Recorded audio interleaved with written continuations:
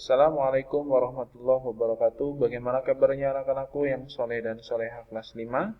Saya harapkan semuanya dalam keadaan sehat, semua dalam keadaan baik ya, semangat dalam belajar.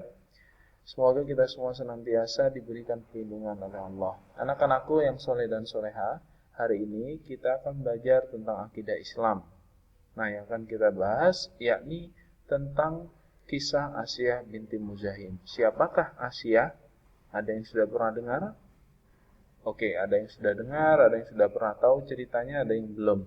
Baik, kita akan kupas tuntas ya. Kita akan bahas siapakah Asiyah, bagaimanakah kisah beliau, karena beliau mendapatkan tempat istimewa ya oleh Allah, dibangunkan istana di surga, termasuk dalam 4 penghuni surga yang paling mulia. Nah, sebelum kita memulai, kita masuk materi, kita awali dulu dengan bacaan basmalah bersama-sama. Bismillahirrahmanirrahim. Baik anak-anakku sekalian, yang pertama kita harus kenal dulu.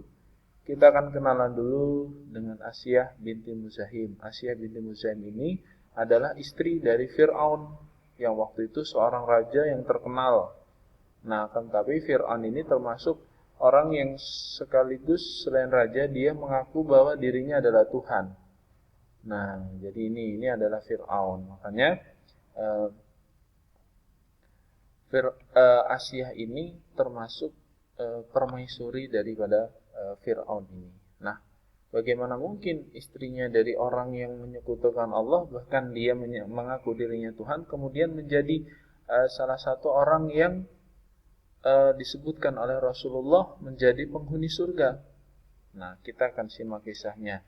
Nah, Asiyah ini 4 orang yang Rasulullah sebutkan sebagai penghuni surga yang mulia, yakni Khadijah, Fatimah, Maryam, dan Asiyah yang terakhir. Nah, kita akan bahas tentang Asiyah. Asiyah ini adalah salah satu sosok yang mengasuh Nabi Musa alaihissalam mulai kecil. Nah, Nabi Musa ketika masih kecil, masih baru lahir ya, oleh ibunya dihanyutkan di sungai. Bukan karena kejam, tapi kenapa? Karena waktu itu pada masa Fir'aun ini, peramal dari kerajaan Fir'aun ini menyampaikan bahwasanya Fir'aun ini akan dilengserkan oleh salah satu seorang laki-laki. Nah, sehingga begitu mendengar itu, karena memang Fir'aun sangat percaya dengan yang disampaikan peramal, maka dia mengutus prajuritnya untuk menyisir ya, keliling ke wilayah-wilayah yang dia kuasai, yang kemudian mencari kalau ada yang baru lahir bayi, kemudian ada bayi yang baru lahir kok laki-laki, langsung dibunuh. Kalau enggak dibawa. Kalau misalkan perempuan biarkan. Jadi ini. Kenapa? Karena saking takutnya Fir'aun digantikan posisinya. Nah, kemudian ketika dihanyutkan oleh sang ibu, ibunya juga memerintahkan kakaknya untuk mengikuti aliran sungai. Jadi mengikuti dari jauh. Ternyata kotak kayu ya yang berisi Nabi Musa ini ternyata melewati kerajaan Fir'aun. Dan saat melewati kerajaan ditemukan oleh prajurit Fir'aun. Jadi yang menemukan pertama itu prajurit dari Fir'aun. Kemudian prajurit ini memanggil istri dari Fir'aun ini, yakni Asiyah.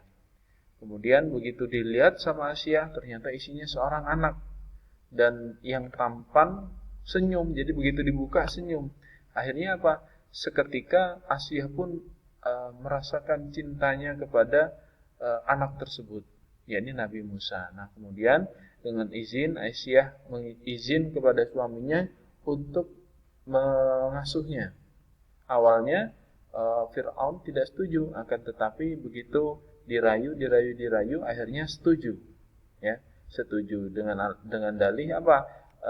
Supaya anak tersebut bisa meneruskan perjuangan daripada Fir'aun ini, ya, menjadi penerusnya Fir'aun. Jadi itu.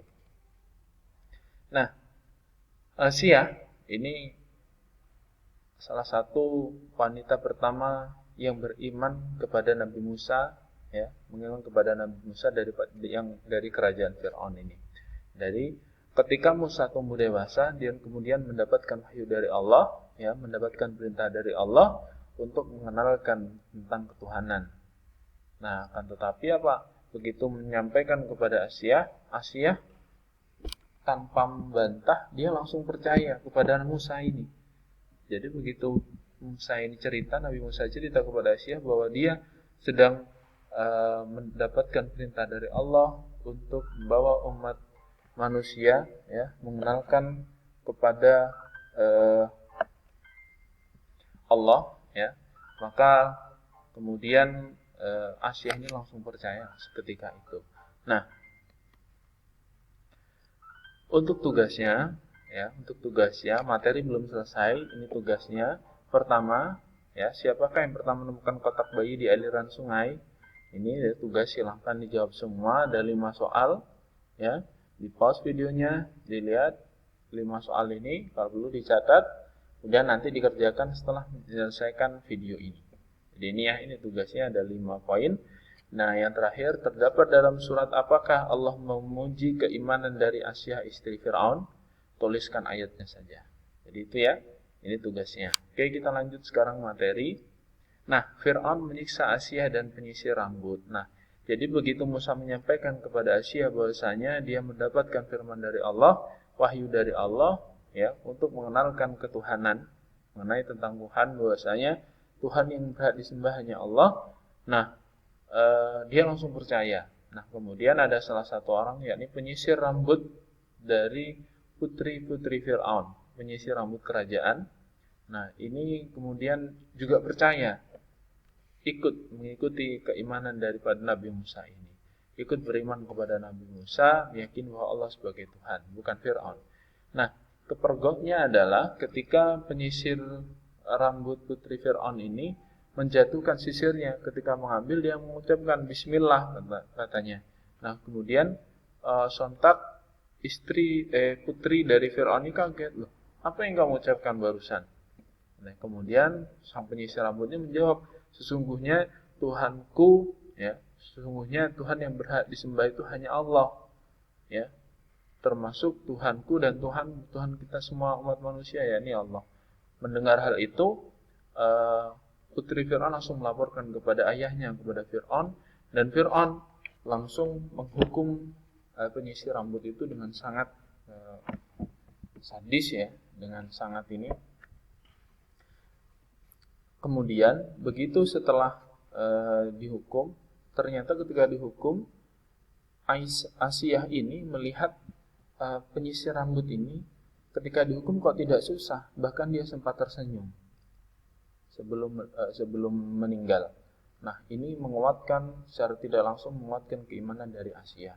Akhirnya apa? Fir'aun setelah itu memperingatkan Asia untuk keluar dari agama Musa.